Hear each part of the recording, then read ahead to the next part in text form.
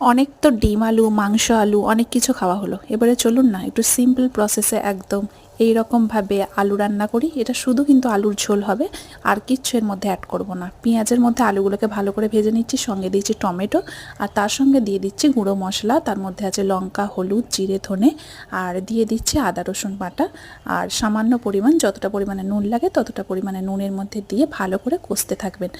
যতক্ষণ কষবেন দেখবেন এই রকম একটা কনসিস্টেন্সি চলে আসছে, যখন এই রকম একদম ভুনা ভুনা হয়ে যাচ্ছে সেই পর্যায়ে আপনি যথেষ্ট পরিমাণে জল অ্যাড করে দেবেন। যতটা পরিমাণ জল আপনি খেতে পছন্দ করবেন ততটা পরিমাণেই অ্যাড করবেন। অ্যাড করে নেওয়ার পর এরকম ঝোল ঝোল হয়ে গেলে তখন আপনি প্রেসার কুকারে 2 বা 3টে সিটি মেরে দেবেন, আর একদম আপনার আলুর এই রান্নাটা পুরো রেডি হয়ে যাবে।